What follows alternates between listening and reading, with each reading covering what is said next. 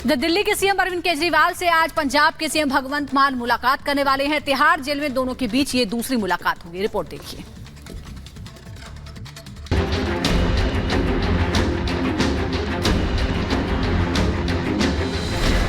पंजाब के सीएम भगवंत मान तिहाड़ में दूसरी बार दिल्ली के सीएम अरविंद केजरीवाल से मुलाकात करेंगे। दोनों नेताओं की आज दोपहर को मुलाकात होगी। इससे पहले 15 अप्रैल को दोनों नेताओं ने मुलाकात की थी। तब भगवंत मान ने बताया कि उनकी मुलाकात टेलीफोन से कराई गई। इससे पहले 15 अप्रैल को मुलाकात के बाद उन्होंने ठीक से न मिलने देने का आरोप लगाए थे। उन्हें केजरीवाल से जंगले से मुलाकात कराया गया था। भगवंत मान ने तिहाड़ जेल में मुख्यमंत्री अरविंद केजरीवाल से मुलाकात करने के बाद बाहर आकर कहा कि उन्हें सिर्फ 30 मिनट के लिए मिलने दिया गया। शीशे के एक तरफ वो थे और दूसरी तरफ केजरीवाल। शीशा भी गंदा था, ऐसे में उन्हें केजरीवाल का चेहरा भी दिखाई नहीं दे रहा था। टेलीफोन के जरिए उन्होंने एक दूसरे से बात की। भगवंत मान ने कहा था कि केजरीवाल के साथ खतरनाक अपराधियों से भी बदतर व्यवहार किया जा रहा है। Bureau report, Republic Bharat.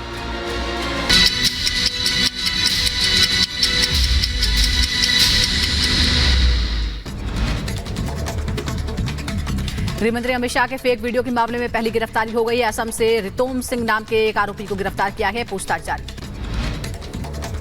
गृहमंत्री अमित शाह ने फेक वीडियो मामले में रिपब्लिक भारत से कहा, विपक्ष का आधार जा चुका है और ये फेक वीडियो को वायरल करना दिखाता है कि वो कितना झूठ बोलते हैं। उनका आत्मविश्वास खत्म हो चुका है। आज अरविंद केजरीवाल से मिलेंगे पंजाब के सीएम भगवंत मान। तिहाड़ जेल में दोनों की दूसरी बार मुलाकात होने वाली है। इससे पहले 15 अप्रैल को भगवंत मान ने केजरीवाल से मुलाकात की थी। महाराष्ट्र के कोल्हापुर में शिवसेना के चुनाव प्रचार के दौरान अभिनेता गोविंदा ने किया डांस। हंगनगले लोकसभा सीट से चुनाव लड़ रहे हैं एकनाथ शिंदे गुट के प्रत्याशी के समर्थन में डांस किया।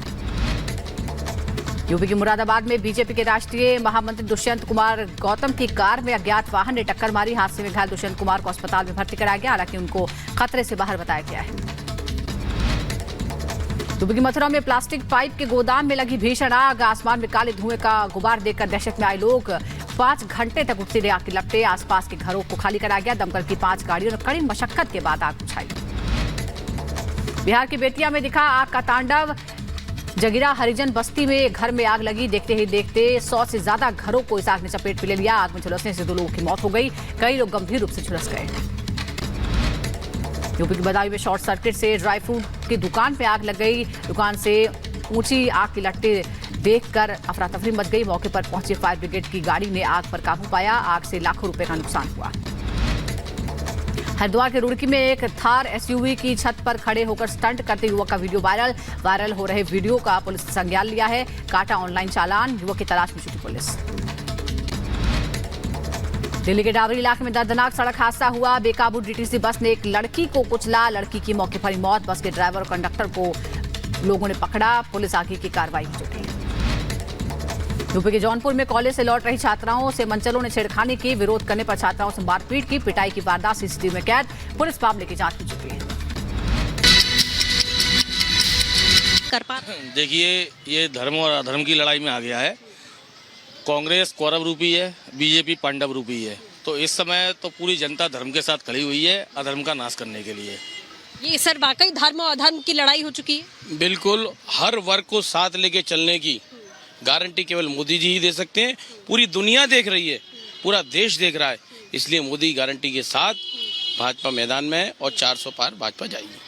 कांग्रेस की अगर बात करें, विधानसभा चुनाव में पटकनी उन्होंने खाई। बड़े दावे उनकी ओर से किए गए थे। क्या एनालिसिस आप लोगों का, जनता का कहता है कि किस वजह से कांग्रेस का सुपड़ा जो है वो साफ होता दिखाई दे रहा है?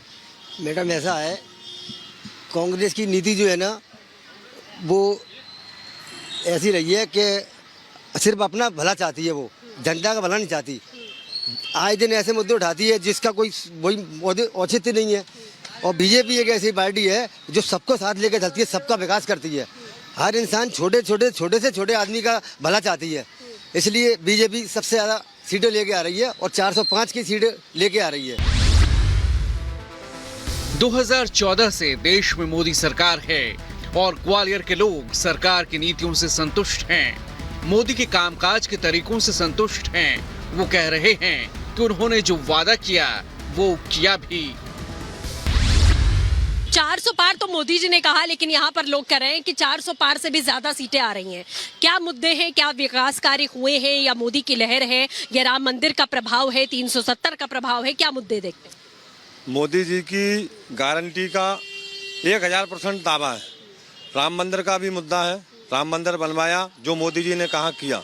अन्नपूर्णा योजना, आयुष्मान भारत योजना, और जैसे झुग्गी झोंपड़ी के जो काम थे उसमें प्रधानमंत्री आवास योजना के तहत गरीबों को लाखों आवास देने का काम किया। हर वर्ग को उन्होंने जो बोला वो किया।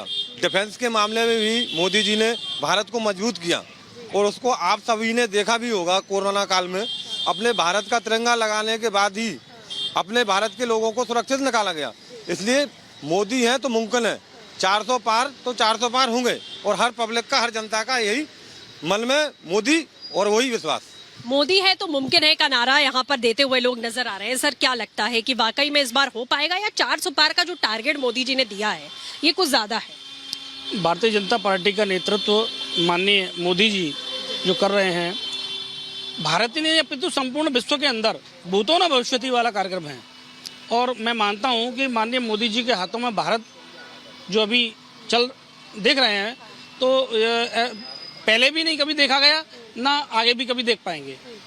चाहे धारा 370 हो, चाहे राम मंदिर हो, और अंतर्राष्ट्रीय स्तर पर भी भारत का जो स्थान वर्तमान में देखा जा रहा है वो पहले कभी नहीं देखा गया। चुनावी चौपाल में हमारे सवाल अलग थे, लोग अलग थे, लेकिन चारों तरफ से जवाब एक ही था, मोदी है तो भारत है। लोग गारंटी देते नजर आ रहे थे कि मोदी है तभी मुमकिन है। आप कांग्रेस को लेकर क्या सोच है आप लोगों की? आप लोग को क्या लग रहा है कि किसे जीतना चाहिए, या फिर क्योंकि कांग्रेस लोकतंत्र और एजेंसीज और संविधान और कोर्ट बता रही है कि सब कुछ खत्म कर दिया बीजेपी ने, सिर्फ मोदी जी डिक्टेटरशिप कर रहे हैं? ये तो सब भ्रामक बातें हैं।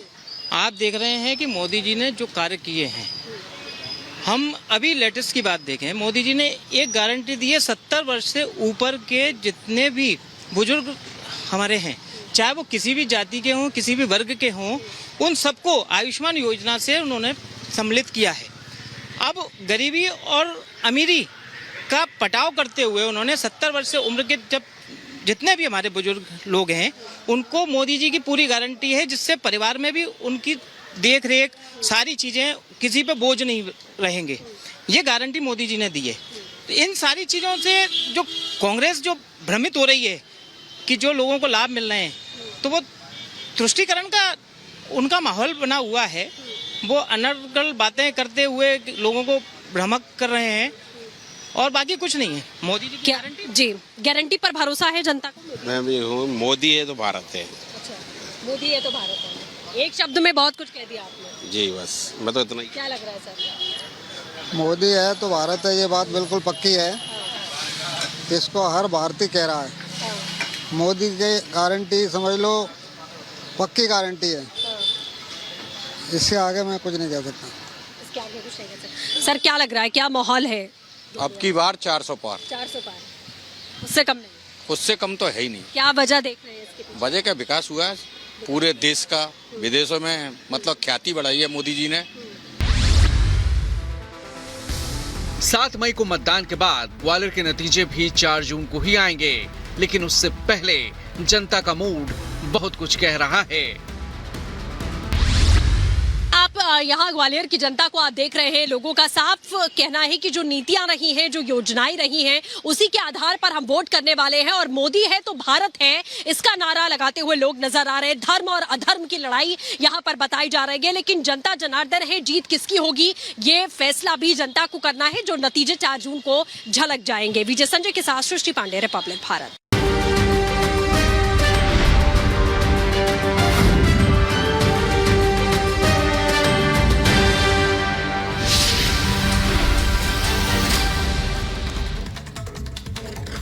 इधर पूरे देश में चुनाव प्रचार चल रहा है, लेकिन बिहार में चुनाव प्रचार के दौरान नौकरियों के क्रेडिट लेने की होड़ मची हुई है। तेजस्वी यादव जिस भी चुनावी सभा में जाते हैं वहां ये दावा करते हैं कि युवाओं को नौकरी देने का काम उन्होंने किया। तो उन्हें सोमवार को नीतीश कुमार की तरफ से जवाब मिला। नीतीश कुमार ने कहा कि नियुक्ति पत्रों पर वो अपना ठप्पा लगा रहे हैं, दरअसल उसका खाका तो उन्होंने खुद तैयार किया था। रिपोर्ट देखिए।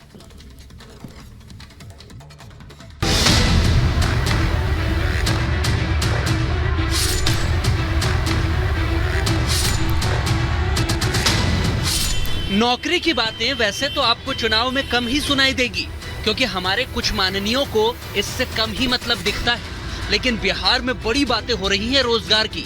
वोट जो लेना है तभी तो तेजस्वी हो या नीतीश नौकरियों के नियुक्ति पत्र पर अपना अपना ठप्पा लगाते दिख रहे हैं। कुछ लोग आजकल बोलता रहता कि यहाँ कोई बहाली नहीं होती थी, हम बहाली के। कुछ लोग हम लोग साथ रखे, उसको हम ही समझाए थे कि हम लोग जो है तय किए हुए हैं कि 10 लाख नौकरी करेंगे और उसके लिए हम काम कर रहे थे। तब कुछ हो गया तो कहता हम किए, वो क्या किया। बिहार के मुख्यमंत्री नीतीश कुमार अररिया में थे तो तेजस्वी को घेर लिया, क्योंकि वो हर रैली में और हर सभा में जाकर ये क्रेडिट लेते हैं कि हमने नौकरी दी, हमने नौकरी दी। बीजेपी के लोग डिप्रेशन में हैं, सेकेंड फेज के बाद डिप्रेशन में हैं। नौकरी मिलना मुश्किल है, गरीबी हटाना मुश्किल है, विकास की बात करना मुश्किल है, नौकरी मिलना मुश्किल है, बेरोजगारी मिटाना मुश्किल है। वैसे अब क्रेडिट पॉलिटिक्स जो हो रही है उसकी वजह है जब ये दोनों गठबंधन में साथ थे, एक सीएम और दूसरे डिप्टी सीएम, तो बिहार में लाखों नौकरियां देने का दावा किया गया। पर अब ये कैसे तय होगा कि श्रेय किसे ज्यादा जाएगा?